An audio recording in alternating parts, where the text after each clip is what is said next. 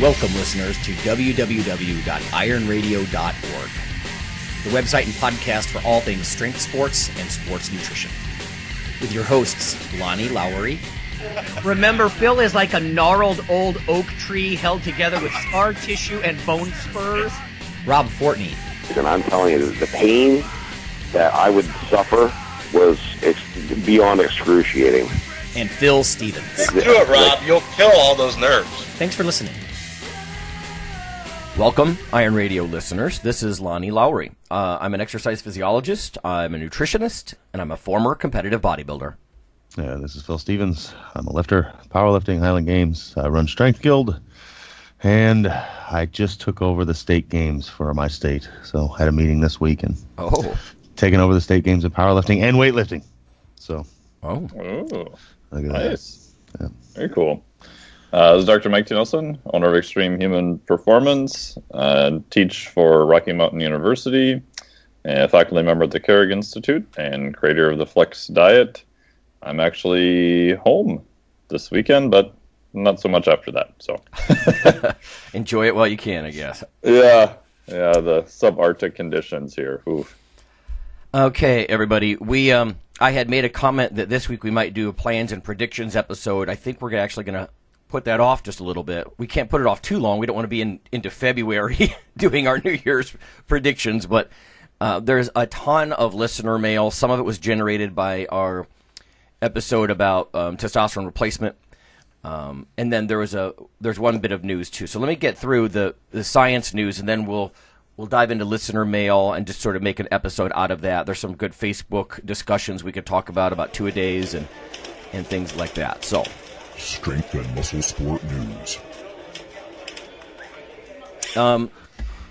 This was in the lay media all over the place, so I went and pulled the paper.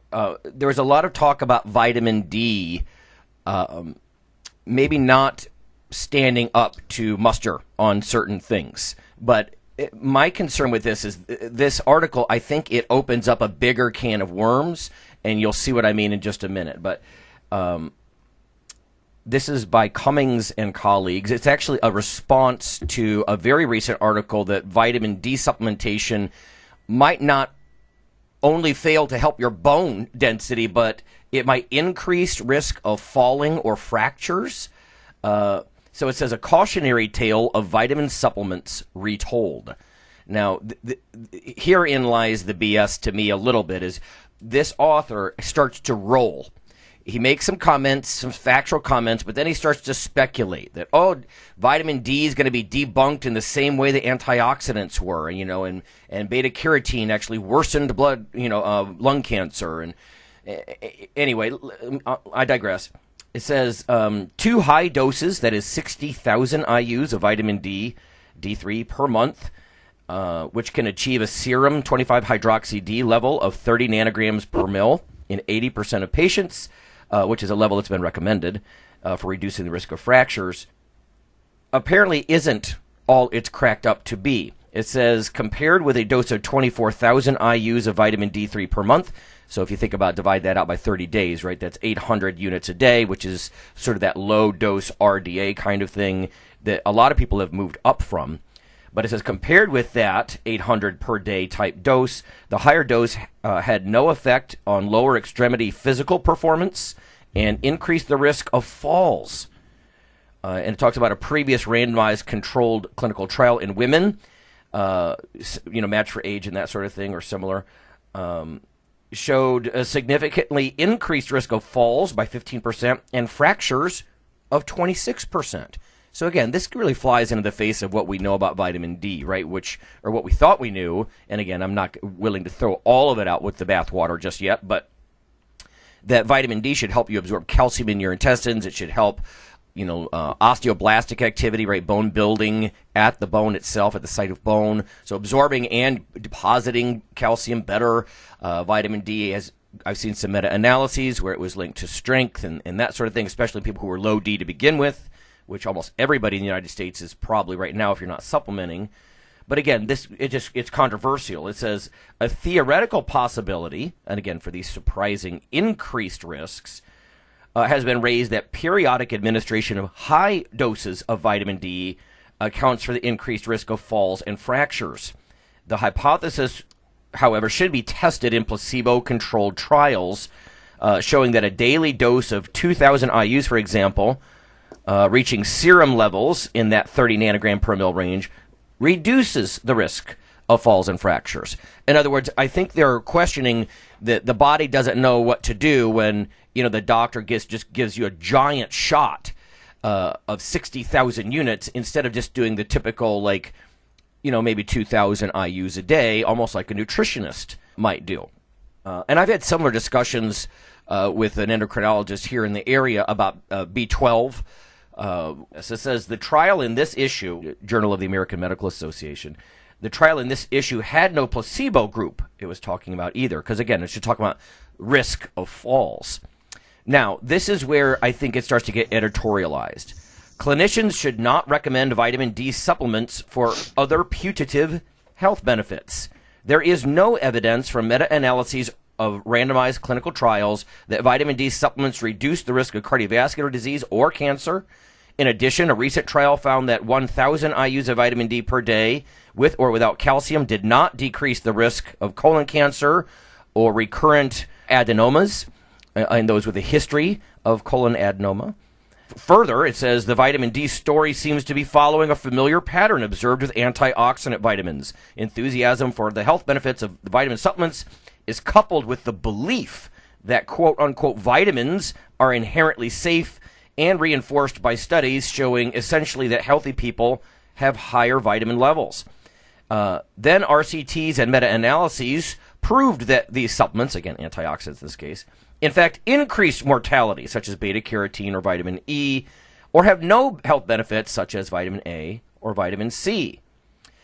So anyway, to me, a lot of this just got kind of blown up from, there might be increased risk of falling, or it didn't help reduce fractures from falling, whereas maybe exercise interventions do, and that sort of thing. I don't know why any physician would think you could pop a pill and it would keep you from falling, unless, right? I mean, agility and balance and all these other things from exercise training, sure. But pop a pill? And again, so it kind of rolls from risk of falls to bone density, and then to this, and the guy just kind of rolls with it. I don't know, Mike. What are your thoughts on this stuff? Like big whacking doses of shot once a month? Is it, do we need to compare that to daily oral intake? And what is your opinion on vitamin D in general? Yeah, it's one of those things where if you go back in time, I did a presentation a couple of years ago for some physicians and some registered dietitians. And even at that time, that was probably 2014, there's a couple things in the media that said, vitamin D doesn't work, vitamin D is toxic and, all that kind of stuff. And I think with the more data we found that it's not the panacea we thought it was going to be, but no single nutrient, unless you're have a frank deficiency, no single nutrient's ever really panned out to be the panacea to fix everything. So that's kind of a unrealistic expectation to begin with. For strength and power, it's kind of mixed. I mean, it's like most nutrients, right? If you're low, you can see some benefit. If you're already pretty good, you're probably not going to see much of a big, benefit there. In terms of toxicity, acute toxicity is almost zero. As far as I can find, maybe there's one or two now, but there's basically 0 deaths due to toxicity. I did a rough estimate once, and it's I pulled it up here. The LD50 of vitamin D in dogs is right over 3 million IUs per kilogram. So the acute dose to kill someone. Mm-hmm. So that's pretty massive. There's been a couple of case reports where supplement companies put the wrong dose of vitamin D in, and they did have some subjects were super high off the scale on vitamin D, but other than possible calcium deposits in joints, there wasn't really much of an issue from there. I'm not saying that go out and just take a crap load of vitamin D and you're fine, but the point they had about 1,000 IUs per day if you're deficient, that's going to do almost nothing to get you back into a normal range. Yes, right. So some of the studies, they say, hey, we took this group and we split them. We gave 1,000 IUs to this one and, none to this one, or even a placebo. Oh, look, 1,000 IUs didn't cure their cancer or whatever they're looking at. It's like, well, if you're really deficient, 1,000 IUs a day is going to do almost nothing to get you back into that normal range again. Mike, you have a good point, too. They were mentioning recurring adenomas, right? Right. Like colon cancer risk. It's like, but this is recurring. You're not trying to prevent something. Like you said, you're almost literally saying, oh, vitamin D didn't cure cancer or, precancerous lesions. It's like, well, the person already has it. Like, that's a different question to me. And if you're low, there's a study from Veith that's back in the 90s. You're going to need, just looking at the curve, it's this massive shaped, steep curve. So 1,000 IUs, you're barely moving the needle on circulating 25 hydroxy levels. Yeah, that graph, I think. Yep. 10,000 is about the inflection point of where it starts to go up. So 5,000 to maybe even 10,000 a day, for a short period of time, 4, 6, 8 weeks, under your physician. That may be where you need to be if you're super deficient to get the levels back to normal. And last thing, too, if you look at some of John Cannell's stuff, he's got some things that optimal levels in people who are sun worshipers, right, or people who are out in the sun a fair amount in warmer climates, they sit around 50 to 70 nanograms per milliliter. So they're a little bit on the higher side. Mm-hmm. And the nice part I like about that data point is that you can't produce too much vitamin D for being in the sun. Right. You can get sunburnt and you can have all sorts of other things that are bad that happen, but you can't overproduce vitamin D. Right, your own so endogenous. I think that's kind of a good data point to look at what's kind of a rough natural level, quote unquote. I hate the word natural, but right. Level where people may be, and I don't know. So I guess if I'm looking at my own personal blood work, if I'm like 40, 50, 60, that's probably where I personally feel it's going to be okay. But again, talk to your physician and go from there. I'm bad. I'm a bad boy. I don't really get my 25 hydroxy D levels checked regularly. This time of year, I take, just out of convenience, like a 2,000 or 4,000 IU gel cap of vitamin D every day. I just think it's one of those things where it has such rationale behind it. I know just because it's logical doesn't mean it's physiological, but people talk about how maybe flu season hits when it does because vitamin D levels are down and people's immune systems are taking hit. Again, short days, very little sun exposure on your skin, covered up, and it seems like that. There's that data always suggestive, like just on the edge of interest to me, that vitamin D could raise testosterone levels, in low T people, at least a little, or that it might have some relationship to strength, and that kind of thing. Always, again, enough to keep me interested. And like I said, it's just logical. I would think that, do I take vitamin D in the summer? No, I don't. Why would I? I mean, it's not like I'm a sun worshiper because of my family, history of melanoma and whatnot, but I still get plenty of sun, I think, on my face and arms, or, I mow the lawn in a tank top or something, and I'm set for the week, kind of thing. But anyway, it's interesting that this is back in the news, and they're just kind of rolling with it, right? So it didn't help with falls, and it therefore didn't help with fracture risk. Well, okay, people aren't. Now, I'm just saying falls and fracture risk are related here, right? And again, a lot of this stuff isn't a direct intervention like the one author was saying. Let's compare the big whack of vitamin D once or twice a month with daily intake. Maybe there's something about, your body expects it in a non-pharmacologic way, more of an oral way. And that's what I find funny, because I've had a conversation about B12 and very similar conversation with physicians. Or maybe there's something, you're meant to consume that, consume it through your mouth, not through a puncture in your skin. So maybe the nutrition way, it seems more modest, but maybe that, slow and steady is better. So I guess we're going to have to see what happens with a lot of this stuff, but I am not ready to just toss out my vitamin D, especially this time of year. because of that. And like I said, it was all over the lay media. So yeah, and one other quick point I do on that too is that if it's a client who's in a more tropical area and their vitamin D comes back from their doc and it's low, I'm not going to tell them just take vitamin D. I'm going to say, well, let's look at your lifestyle. Do you go outside? Are you ever exposed to the sun? Are you afraid of the sun? Are you just spending every waking hour in your cube? So now you're not moving. Your eyes aren't seeing light. You've got all sorts of other things that we can target via just simple lifestyle changes, go for a walk, things like that. So I do still look at what are the lifestyle implications of that. And, if you're living in kind of the Midwest like we all are in the winter, yeah, you could run outside buck naked and you're not going to get any vitamin D at that time of the year. So right, yeah. Taking it as a supplement form makes a little bit more sense then. Yeah, just eat it. Yeah. Phil, do you see a lot of vitamin D use? I know you're not a big supplement guy yourself, but do your people do this in the winter or any time of the year? Well, I can't say that a ton, but I think some do. Yeah, I mean, it's definitely more prevalent now than it has been before. Mm-hmm. The past 5 years it's been, and like you said, I think it's just something smart to do. There's enough evidence pointing towards that it might help that it's worth taking. I mean, especially here in the, we're in the Midwest. It's not exactly sunny all winter long. So. That's right. So. Okay.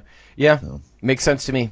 It's like Mike said, it's low toxicity. It's not that expensive. It's it's literally a hormone, because as Mike was alluding to, your body can make it, so it's, it's an inexpensive, what might be mildly testosterone boosting in some people, mildly strength enhancing in other people type of over-the-counter hormone. So again, low risk, low cost. I don't know. But it's just funny the way that they're like, oh, and see, and then they start drawing the lines with antioxidants and all that. Like, see, it actually makes you worse. And all right, can we just? I don't know. It's funny how dietary supplements they get this emotional rise out of people. The kind of anti-supplement zealots. And again, you don't want to be too credulous. In the fitness industry, we love to embrace something new. Oh, whey protein is anabolic, or creatine is anabolic, or vitamin D. But yeah, and anyway, so that's the controversy with that stuff in the news. Yeah, and one last point I have on that, I haven't seen any direct data on that. Maybe you guys have, about the timing of vitamin D if you're taking it as an oral dose. So if you think about it, you're getting it primarily from sunlight, and I know it's a lot of sleep supplements. It's kind of cool to put vitamin D in there now, which may be helpful if people are very deficient in it, and that can kind of mess with sleep and some other processes. But I just wonder if we'll find a kind of a chronobiology effect of it in the future, since we normally are going to get exposed to it during the day, not at night. Oh, yeah. Well, being a fat soluble and the whole pharmacokinetics being a little bit slower and more steady, I don't. Yeah, it'd be curious though, like you said. Yeah, I haven't seen anything on it yet, so who knows? Yeah. Okay. Let me bring up some questions here. There's just so many that built up on us here. This one is from Jason. He says, question. It looks like this is via Instagram or Twitter. I can't even tell. I was listening to one of the podcasts, and it was mentioned that after fat loss, the body will store fat rapidly, and that we should take it easy on the carb intake immediately after dieting, or the body will restore fat quickly. Can you advise on how to handle that situation and how that mechanism works in the body? How long does the body stay in that state? And again, I think he's referring to sort of a greedy storage kind of state. And how to bring the body out of it without gaining fat. All right, Jason, this is such a loaded. This could be multiple episodes, but in one sense, I can tell you, I don't have the authors in front of me. I didn't pull the paper, but you do have certain enzymes that help with the uptake, for example, of fat from the blood and into cells for storage, like lipoprotein lipase. I know LPL activity is increased after a period of fat loss, weight loss, low-cal intake, that kind of thing. So it's partly enzymatic, it's partly hormonal. These things are all interconnected.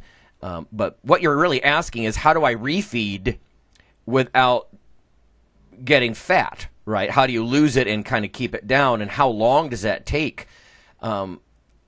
the only thing I can really say is if you lose more than about 10% of your body mass, that's where historically people get a little bit more concerned about maybe hold it there for a while. So, 200-pound guy, that's 20 pounds.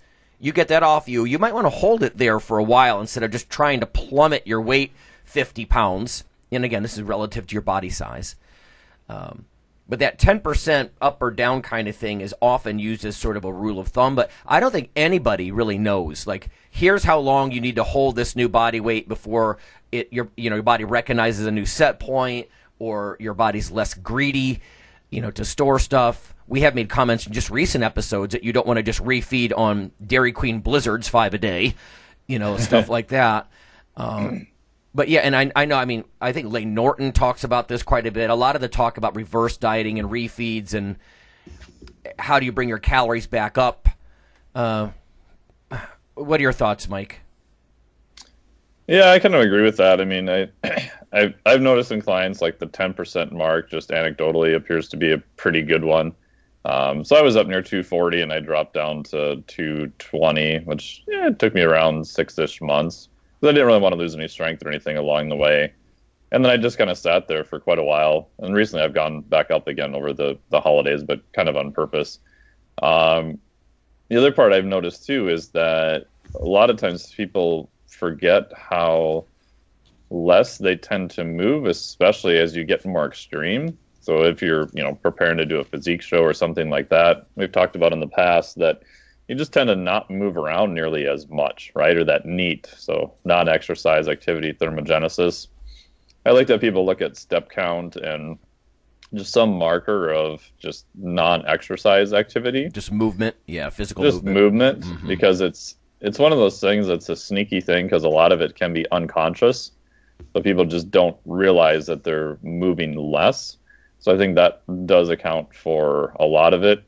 And then, I get lots of interesting emails on this, but I'm still a fan of the lower intensity, sometimes semi-fasted cardio.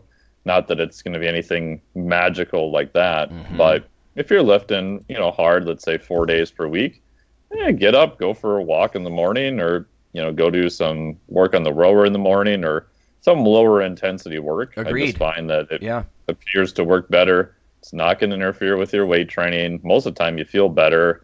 Most of the time your aerobic base is probably deteriorated a little bit. So I just find there's a fair amount of benefits with that. And some of it may just be purely psychological, that people feel like I'm doing exercise today, so I'm going to be a little bit better with my nutrition too. Or some people have an off day and they're like, ooh, Dairy Queen. Yeah. Yep. I know we all are fans of just sort of walking. Frankly, when you say, like, I like this sort of mostly fasted kind of thing. It's a fat specific calorie drain in the morning, right? So if you are refeeding and you're worried about fat gain, it'd be one way to keep your fat balance, not just calorie balance, but fat balance, if you will, sort of in check. My question for Phil, though, is about powerlifting. Like, you guys don't always do it this way. You will crash your body weight way, way down and then blow back up. And are there health ramifications to that? I mean, what are your thoughts about this whole idea of be careful with the refeed, and how does that fit with a powerlifter's life? I guess the easiest way to state this is, like we've talked about before, excelling in performance has nothing to do with health. Yeah. So elite athletics has nothing to do with health. But I don't know. For the most part, most of the big crashes are they're very short, and it's not actually dieting. It's a lot of water reduction. Okay. So it's a lot of dehydration. A lot of those big cuts like that. The people I've worked with that have done, like, actually lowered their body weight, it's done over time. Like, I'm working with a guy now, we're going to take some time to drop off like 30, 40 pounds. That'll be over months, not over weeks. Right. Like, I've dealt with people where, okay, we need to lose 30 pounds this week. Okay, well, you're not going to do that by dieting. So that's all, dehydration and things like that. But and then like for me, like when I'm getting ready for a meet, there's a big push up, and it literally has nothing to do. Sure, I hope some of it's muscle, but I know, like, I sit around 2 255, 260 in the off season. I get ready for a meet, and about 8 weeks out, my goal is to be 280. So I'm cramming as much food as I can in. But I know when I'm hitting, if I'm squatting 600 at 250, just by adding 25 pounds, 650, 700 is probably there. You get a lot of more tissue around the joints. You're overhydrated. You just feel better. As far as lifting heavy weights, you feel horrible as far as daily life. Right. That's when I know I'm ready for me. It's like, whoa, those 4 stairs sucked. Damn, 700 pounds feels good. That's funny. You're so specific. You're specific to, Yeah, exactly. Yeah. And I'm basically, you're eating just for that. And I really like that route of it. I'm not a big fan of the huge power lifter year round, because I think that has greater health risks than once, twice a year, cramming it in for a meet. Blowing up. Over a short period of time. Not chronically being just massively overfed. So I'm a big fan of that, is like staying a little more athletic most of the year, let's say 85, 90% of the year.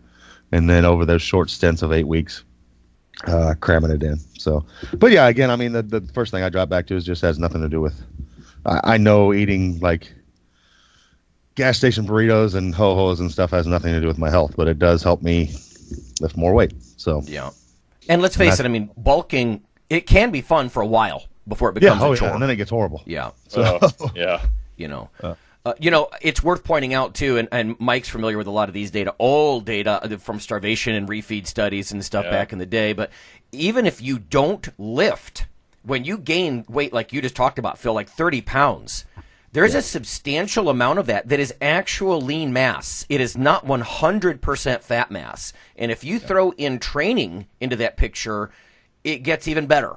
So when people talk about why do you bulk, back when I was competing, one of the professors said, why do you put on like 30 pounds in the fall, then you take it all off in the spring, and then you're no further ahead. But no, my body comp is further ahead, right? If you can put on, let's say you get lucky and you put on like 60-40 lean mass to fat mass, or even 70 or 80 to 20 fat mass, lean to fat ratio.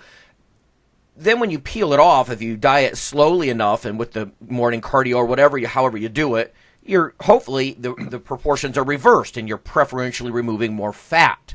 That's the sport, right? That's the point of all of it. I mean, if the aspect of fitness in powerlifting is strength, muscular strength, then the aspect of fitness in bodybuilding is body composition.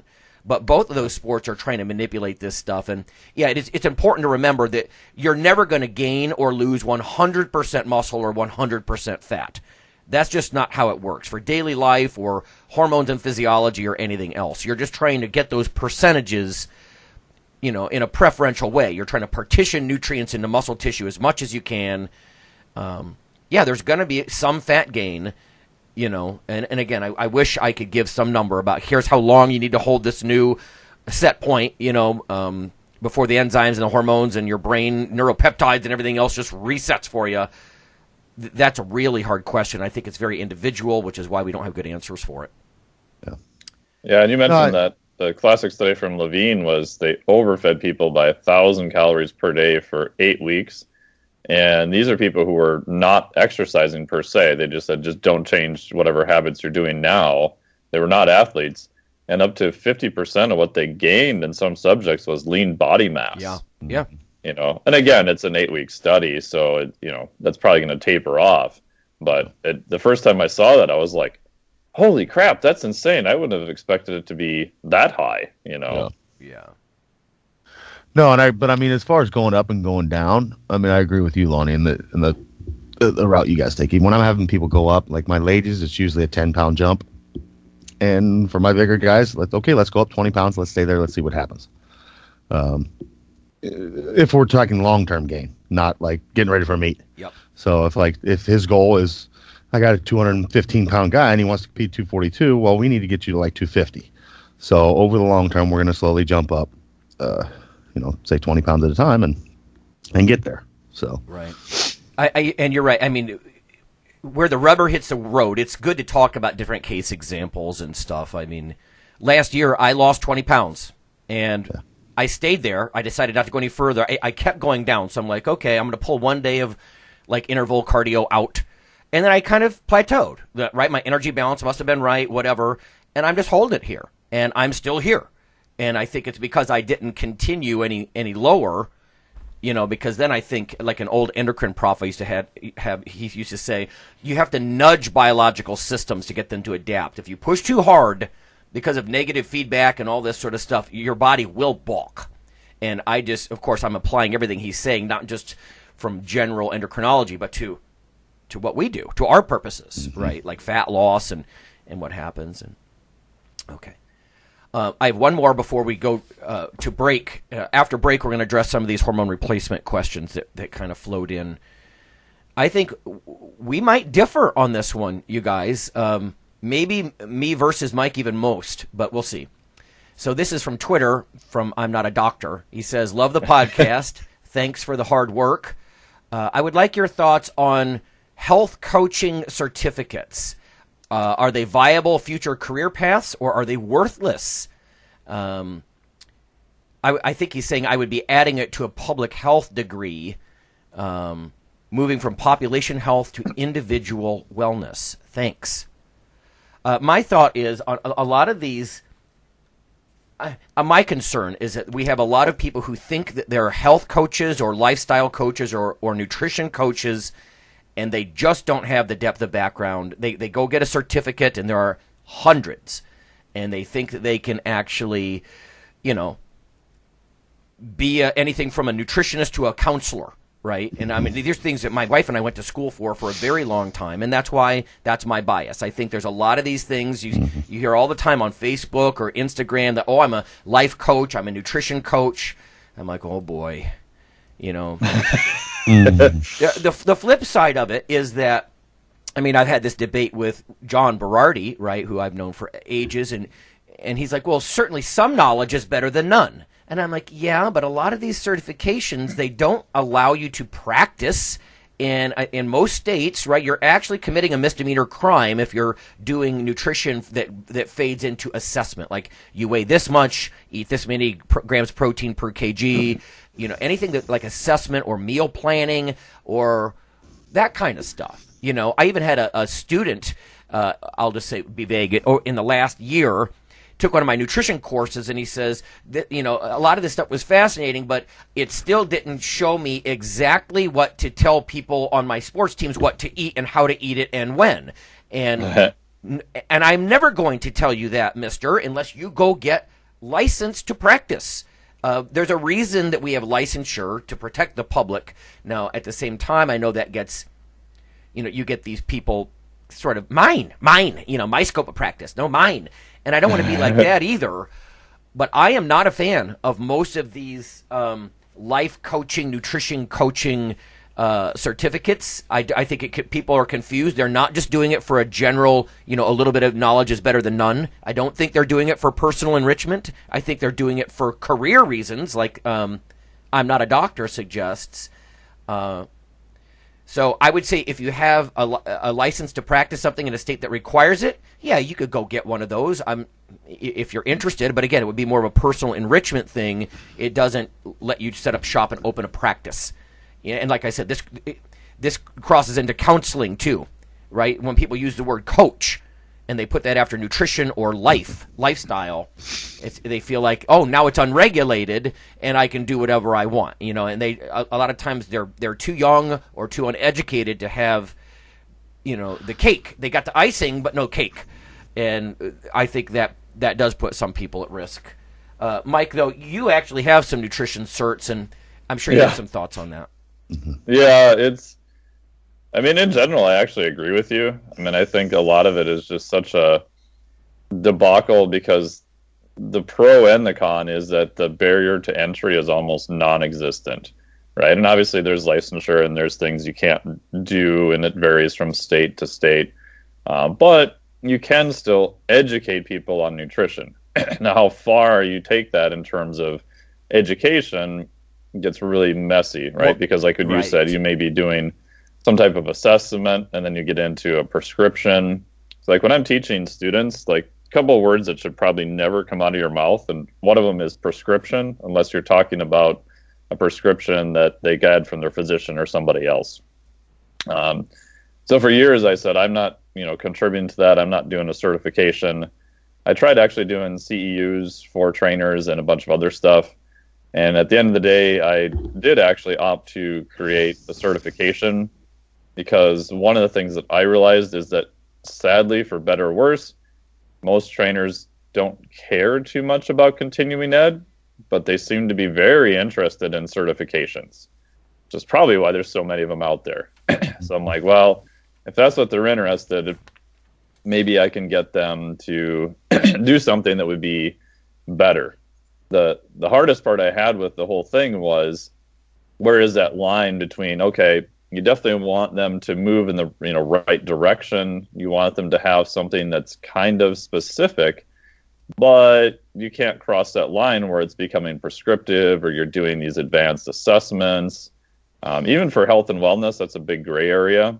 So it was tricky for me to figure out, okay, how do you, when you work with a client, give them something that's specific so they know what it looks like, but not sort of cross that line into assessment. Yeah, it's the depth of intervention that's the problem, right? If they would say, no, I'm just going to screen you here, and they would use careful language, right? Like, one of the ways to deal with this is, instead of putting people on some template diet that may or may not apply to them, I mean, I used to get I actually had a debate once with Charles Staley about this. Like, he said, well, templates are certainly better than no plan. And I'm like, okay, maybe, or maybe they're worse. Yeah, maybe they're even worse than no plan.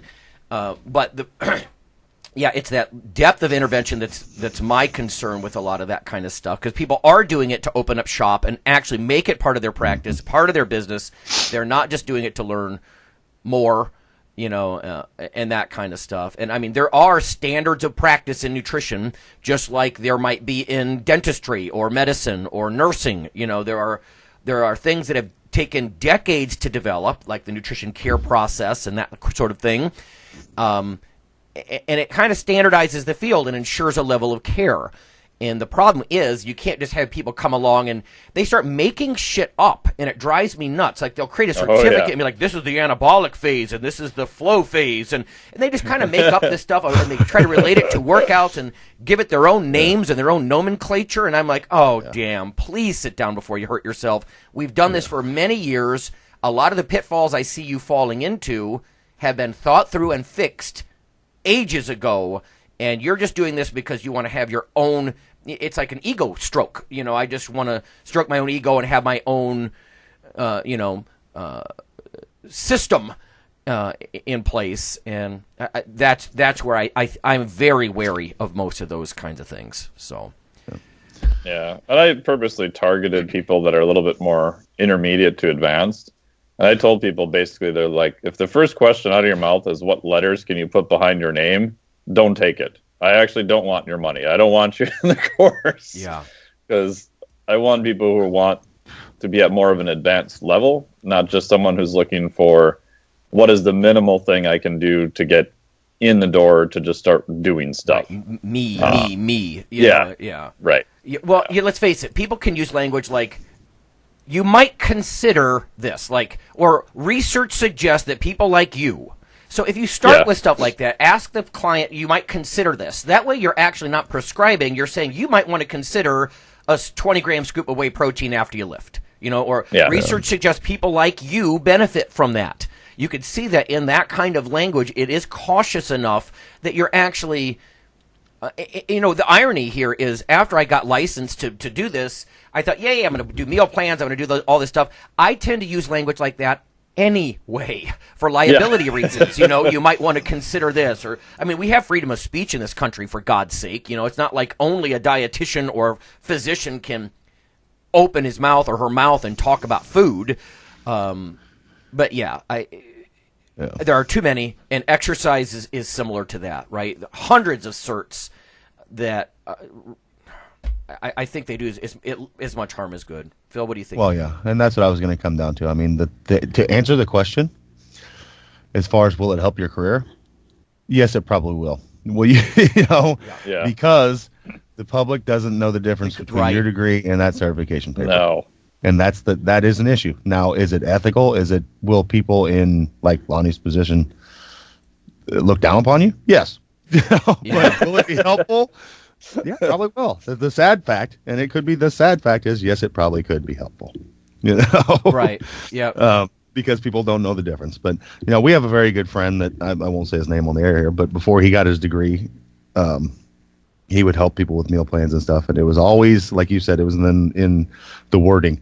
If it was me, I would probably try. Yeah. Yeah. Yeah. So, and that's what it was all. Well, and let's face it, the flip side of this is I know I can't think actually of a single clinical dietitian who I would trust to get someone ready for a physique competition. As far as their knowledge base and how to set up a diet and and that kind of stuff. So in that sense, you get a lot of these sort of bodybuilding coaches, if you will. And honestly, a lot of these guys, they get the results they do because they're sort of I suspect they're just the drug connection on some level for the client. And they say, it's my nutrition plan, it's my training. Well, maybe partly. But so you got to think about the actual experience level as well, because if you're getting general nutrition advice like a general practitioner or someone with a license, I really am dubious that that's going to help you get on stage at 5% body fat, and that kind of again, unless they've got both the experience and and that training. But one last thing, if I give out a shameless plug that I don't make any money off of, or maybe I do, I haven't seen a dime from it yet, but PTA Global was awesome people there. I used to work for the Mindset Performance Institute, so they ended up picking up the Mindset Level 1 and Level 2 course. I did all the research for it. Brian Grasso, Kerry Campbell's a licensed therapist. They did, or counselor, so they did the rest of it. It's, I think, really good. Obviously, I'm biased, but when you're health coaching, I found the biggest issue is usually mindset and how do you work around that. You're not trying to be a counselor, but you're trying to figure out what are the best ways for people to implement what they're doing.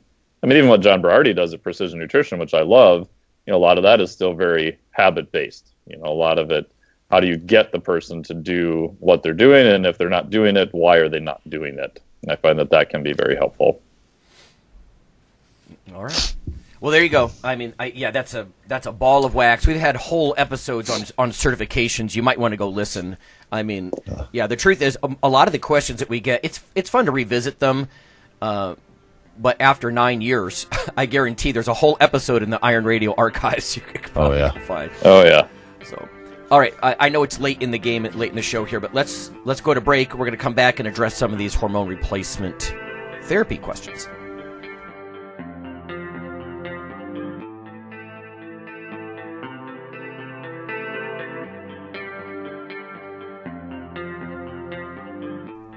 Hey listeners, this is Dr. Lonnie Lowry.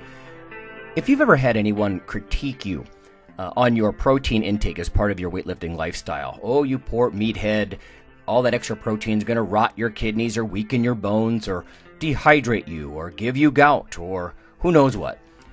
There is a book available. You can simply Google CRC Press and Lowry.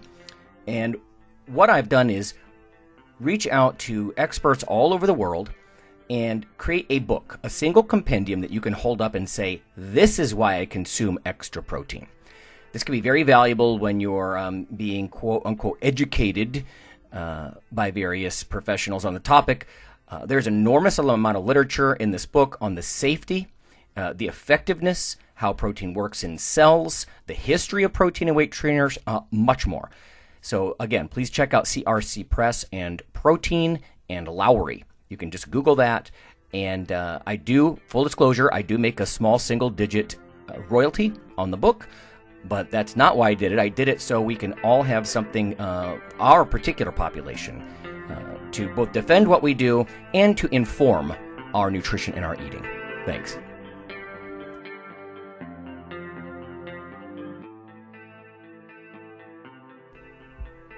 Iron Radio is, of course, primarily a podcast. But over the years, there have been technical glitches calling for backup streaming, and listeners who wanted the convenience of other sources of audio content. Toward this end, Iron Radio is now simulcast and backed up on YouTube. If needed, please search Lawnman07 or Iron Radio from within YouTube. There's not much video, but if you like to listen through YouTube on a Roku or other living room device, there you go.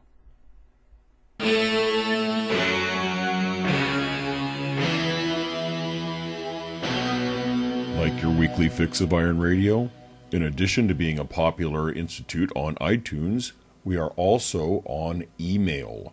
Simply go to www.ironradio.org and sign up for the voluntary email. You'll get a once per week email, no more. That's little more than the show notes and a link to the audio. So go for it.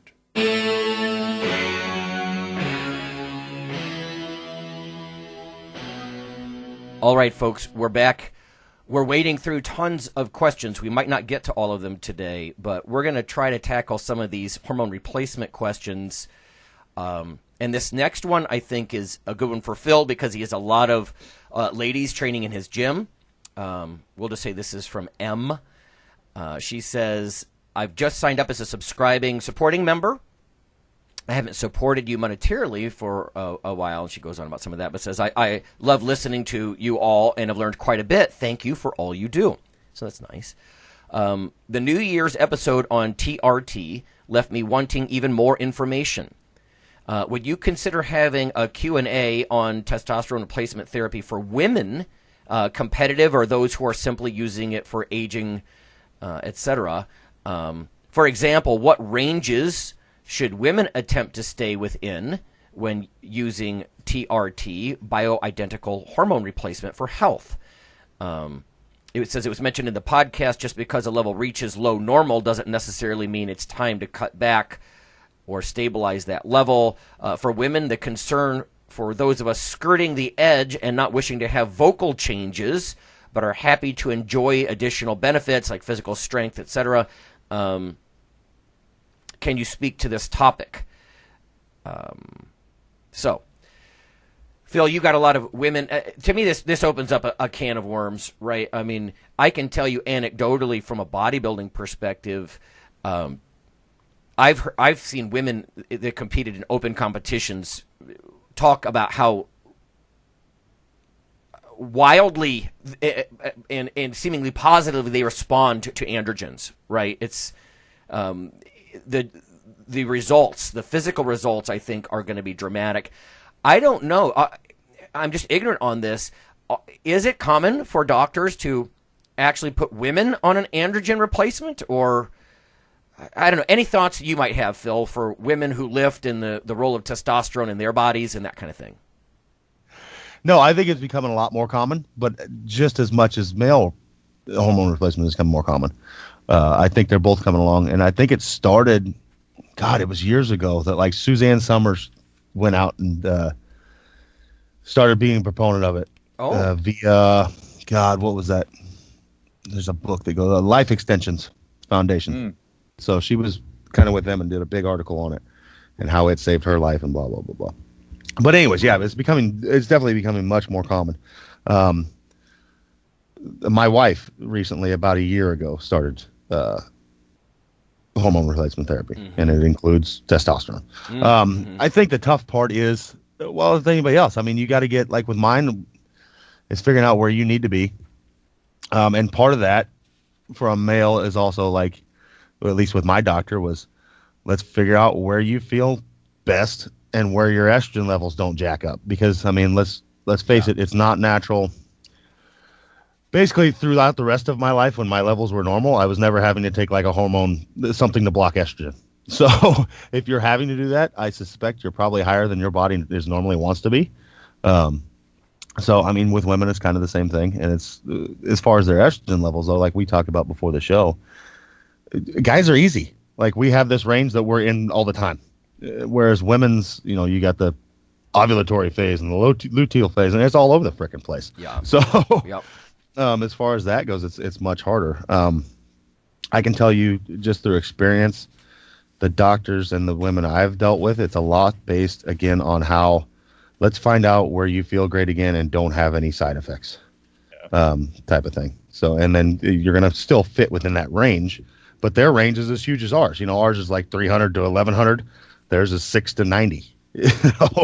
There's a big difference between 90 and 6. So, slowly figuring that out. And I think all of us interested in fitness and looking good and moving weight around is probably where all the women I know would I want to get up towards that 90 range, So, and it's just figuring out if you can get there and not have any side effects of hair loss and acne and blah, blah, blah, blah, blah, blah, so.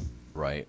Yeah, I think just because they're naturally much lower levels of androgens, right, that any amount is just going to have a more dramatic effect, I think, on a woman, because you become super physiologic so quickly. Yes. You said, whereas guys have a much bigger range, if you imagine that 1,000 scale, if you will, to play within.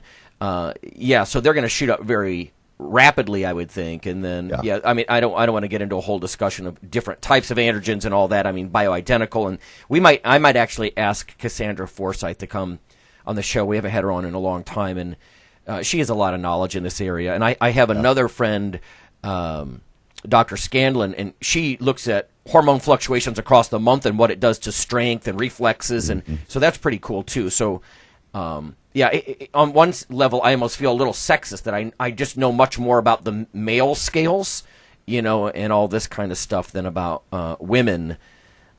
Mike, what about you? Concerns for those who are, to quote the email, skirting the edge and not wishing to have vocal changes, etc.?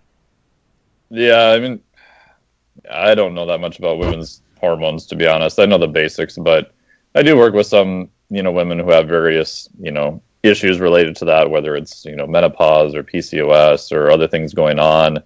And I do look at the numbers, but, they're obviously working directly with their endocrinologist or their physician to get everything changed. The people I have worked with, it's kind of an ongoing thing. It's not like you get it set and you're like, oh, just put it on cruise, you're good for years. It's, their stress level will change it. Their training will change it. Their, all sorts of other moving parts are going on, even when they're, coordinating with their endocrinologist. And the biggest part is usually having them find a physician that's, knowledgeable and willing to work with them. If you go into the doc and they're like, oh, well, we'll find what's good for you. And then, oh, just don't worry about it. Like, no, you should have at least some pattern of when you're going to come back, when you're going to get checked again. If they're not going to do that, then I would run the other way. And most physicians are going to do that anyway. That's very common. And the last thing too is that especially with women, the risk is if you start getting out of that physiologic range or trying to get really close to it, like you guys said, it's easy to overshoot that. And some of those changes, while it hasn't been super well documented, can be kind of permanent relatively fast. And that's the thing that would make me really nervous, I guess. Yeah, so, sort of like structural changes and stuff. Right. Yeah, that's the hard part about women. You guys got the shaft on that. As far as even, I mean, let's face it. I mean, as far as even performance-enhancing drugs. I mean, the guys can get away with it a lot easier without having some dramatic change to their physical, a dramatic change to their physical self that they weren't wanting. So that's more permanent-ish. Yeah.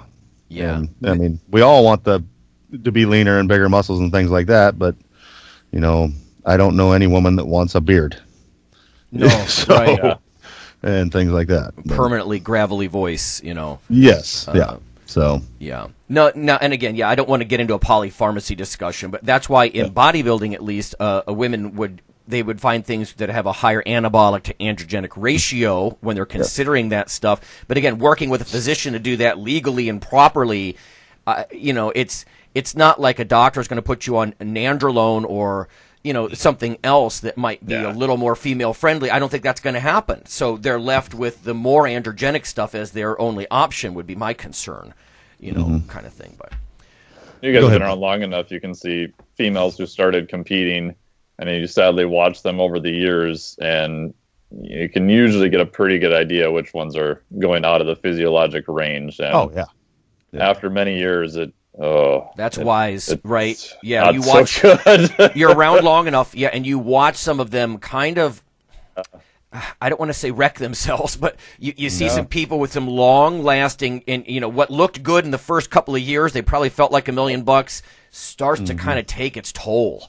Yes. Oh yeah. Yeah. But I can just speak on the being in the regular range, the safe range with a doctor. I would say the biggest benefits are the same as men. It's the have energy again, and all that stuff is what I have seen. Your sex drive comes back. You're not. So there's some depression going on. A lot of times that goes away. Things like that. If you are clinically low, and you get it corrected, I would say that most of the benefits are exactly the same as us guys. So as far as going to a physician and getting it corrected again. Yeah, and obviously there's going to be some blood work issues that are going to differ for women. Like a doctor is going to check a man's prostate-specific antigen, right? PSA. Yeah. Well, women aren't. That's not an issue with them, so they're not going to worry about enlarged prostate not being able to pee or who knows what, and that kind of stuff. But there are lots of things to consider. It's not just total T; it's free T, and the difference there, of course, is you have proteins in your blood like SHBG, which bind with testosterone, so only a smaller amount of it is free. And there's a lot of debate among the nerds about how critical the free T thing is.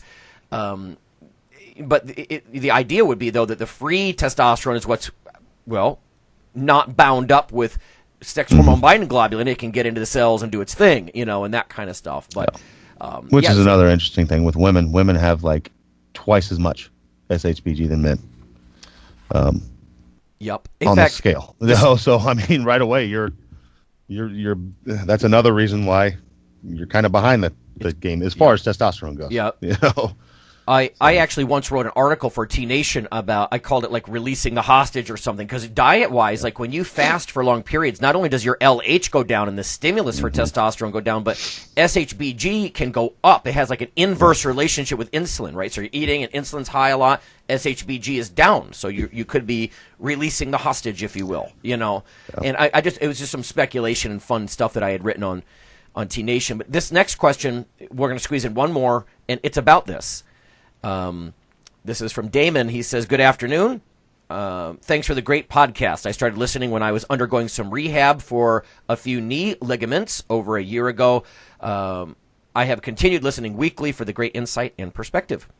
I just listened to episode 450 regarding testosterone replacement therapy. This spawned a couple follow-up questions that I am wondering that you can offer some opinions on. During my knee rehab, I had some blood work done, and it looked like I was somewhat low in serum test, 300-ish, but had SHBG 200 elevation, which I believe affects free testosterone levels. That could also produce similar symptoms. Now that I am out of that part of my life, I'm still experiencing some of the classic symptoms of low T. I'm starting to resume my self-education for the year, so this is a great release, I think he means the episode here, to kick off to start my year. So, yes. So, Damon, you're right. SHBG is part of that. Like I said, if you want to actually look at some reference stuff, it's probably a little dated now, but I did speculate on some of that stuff once upon a time, and it is something you do have to consider. And like I said, it's one of the other reasons we were talking about bulking earlier. If you're bulking all the time, your insulin levels are high because you're eating all the time, you're probably reducing SHBG and freeing testosterone more. So there's a lot of things that, again, interconnected that make these things work. Now, he has a question for Mike. He says, one key point was finding a good doctor to work with. I live in Minnesota. I was wondering if Dr. Nelson may have a recommendation for an endocrinologist or a rejuvenation clinic. Selecting one is rather daunting, and it would help greatly if you could help me with any of this. What would be your initial advice to that, Mike? Yeah, my initial advice would be, it depends on, one, if you're doing it through your insurance or if you're just doing it out of pocket, right? Because some places take insurance, some places don't. So that makes a difference. If you have a super high deductible like I do, so I have to pay for my own healthcare insurance, it's way cheaper to do it not through my insurance. And most states will allow you to get blood. I just had my blood drawn yesterday. So the guy I work with is actually remote. So we'll look at it, and if something's off, then I'm going to go back to my doc and say, hey, look at these numbers. This is kind of wonky. My doc's going to look at me a little weird that I had my own blood work done. Right, yes. I imagine. But it's a third of the cost if I run it, through them. So, but yeah, like if you're looking for just online blood work, you can look up Dr. Ben House or Functional Med Costa Rica. I think he probably still has a wait list, so I'm not sure if he's taken any new people. But, if he needs a local referral, he can just send me the email. I know a couple other people here I can send them off to. Again, I don't know if they're taking anyone or not. But I guess my thought would be if, are you doing it under insurance or not? If you're not, maybe worth just getting a real basic blood panel if you haven't had one done in a while. Get a complete blood panel, see what's going on. If something is kind of wonky, then just kind of go from there. Yeah.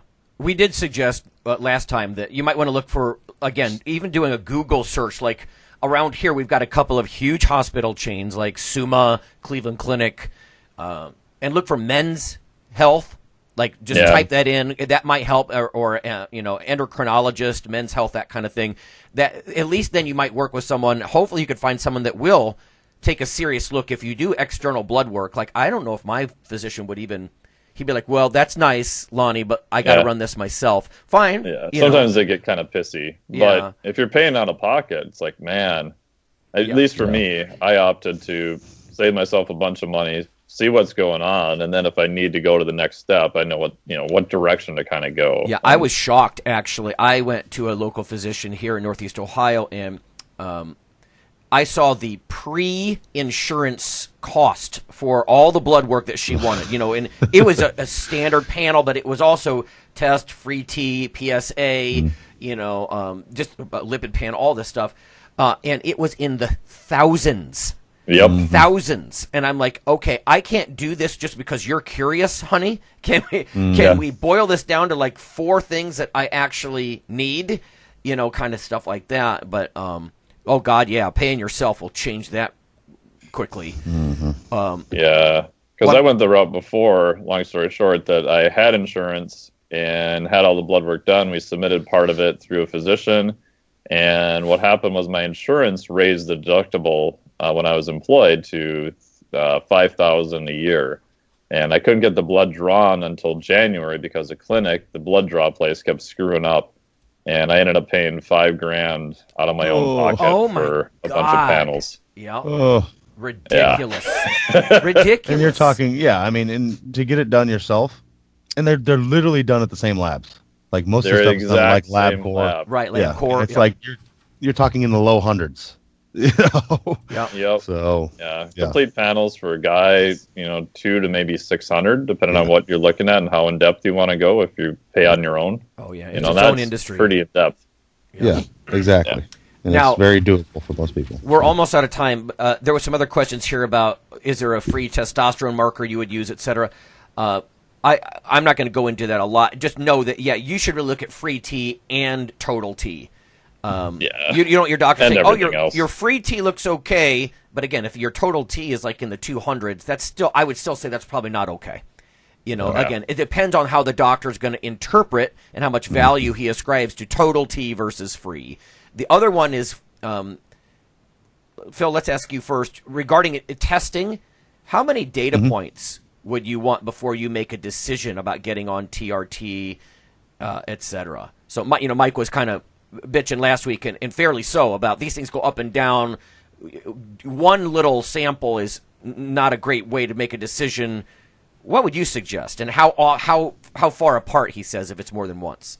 Well, I'm kind of weird because mine were like way off. I was like, yours were in the shitter. Yeah, I was like a menopausal woman. We had 4 done with me, and like I said, mine, the highest came out of 42. Oof. So out of 4, and I'm like, yeah, it's time to get something done, But I mean, like I had no test near the range. So, and then I have other people. I have a guy at my gym that's getting his tested, and he's a little low, but he's also massively overweight. Yeah. So for him, it's like, dude, you don't need it. You need to get in check. You get your diet in check, and it's going to come back around. You're at like 280. Yeah. And you're carrying around 150 pounds of extra weight. That's your problem. Your problem is not your endocrine system. It's your mouth. So he may have sleep apnea talking about his and mouth. he has sleep apnea. Like that. Exactly. So he just got put on a CPAP and everything else. Yep. It's like that's the issue you're facing. So Yeah. it depends, is what I'd say. I mean, it depends on the other issues you're facing. You need to look at yourself as a whole. And while we're talking about getting your test done yourself, I mean, I think those things are great, and I think everybody should do them at least once a year, and then let somebody qualified look at them. Definitely. If there's something, basically, I get them. It's like, okay, everything looks in range. I'm good. If there's something out of range, then I take it to somebody who, I'm taking it to somebody more qualified. Yeah. I am not a specialist. There's so much interconnectedness, like you were mentioning. If somebody's really over fat, because estrogen is a site for aromatization of testosterone, right? Their estrogen levels could be much higher. So, like, you don't want to say, take somebody who's very over fat.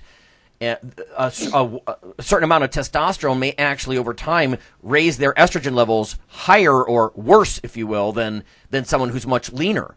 So there's even individual differences in body comp and or what if you don't run a PSA test, or you don't run some of these other, again, peripheral things, estradiol and PSA and some of this other stuff, then all you have is your testosterone free or bound testosterone, and then that's not the whole picture. No. And that's, definitely. I mean, I would get full panels done. You want to know where all that stuff's at. And the good thing is then you can get your cholesterol checked and everything at the same time.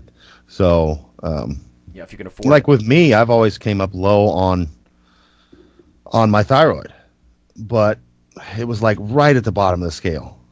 And I'm like, well, I'm okay. I feel good.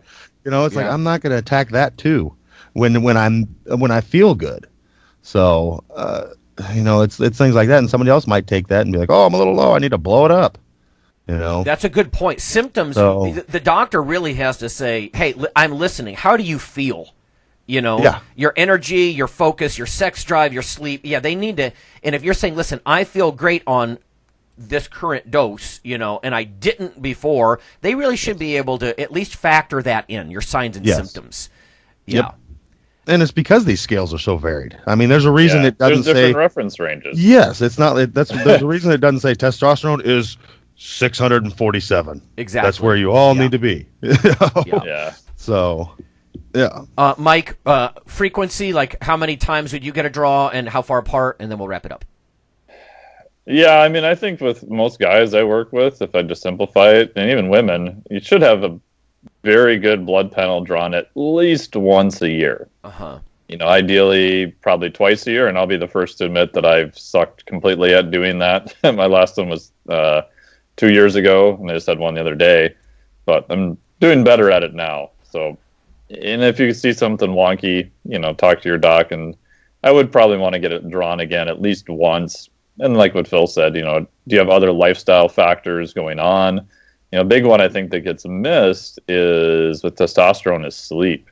Yeah. So I would ask him about that. If you've got, over a 17-inch size neck, a good chance you probably have sleep apnea. But even some people who are thinner can have sleep apnea, and that will just wreck your testosterone levels too. So could be other things that are going on.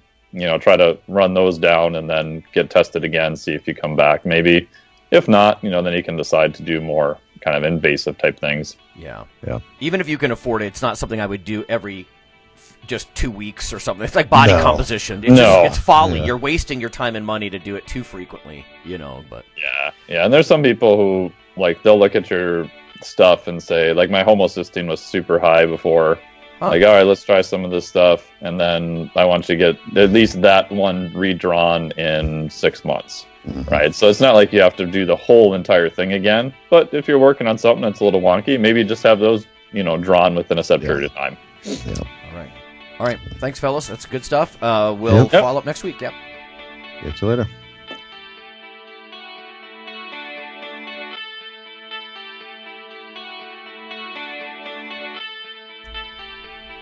Hey, listeners, have you seen the store at ironradio.org?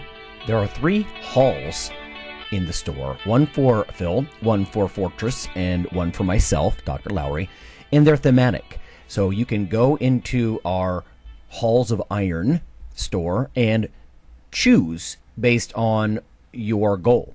If you need something to learn or read or something nutritional, you can look in my store. Lonnie's store. If you want something about injury prevention or competition, then take a look at Phil's Hall of Iron. And if you want something about motivation or daily training, Fortress's Hall has what you're looking for. There are some fun, heroic descriptors as you browse through the stores. We try to make it a little more fun than the average boring online store. And whether you're a novice lifter or someone more experienced, you can take heart that you're not wasting your time. The things that we put in each Hall of Iron are actually based on our own recommendations. Protein powders that we know to be good, knee sleeves, wraps of some kind, things that Fortress uses in his own training. The stuff you see, you know is good.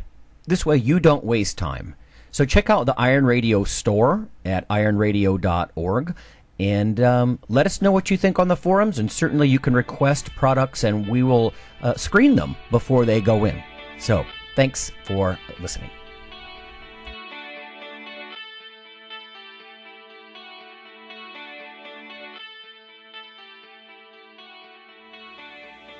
Iron Radio is accepting donations. If you like what we do, the professors, the scientists, the bodybuilding show promoters, the athletes themselves in powerlifting and bodybuilding, please consider making a donation or maybe buying something from the ironradio.org store.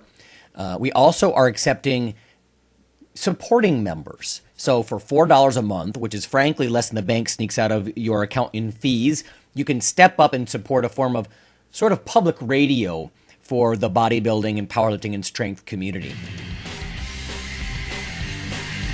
The Iron Radio podcast and all of the audio on ironradio.org is for informational purposes only. If you're interested in starting a diet or exercise program, it's important to check with your physician. Also seek the help of registered dietitians, athletic trainers, and qualified exercise physiologists in order to make the progress that you need.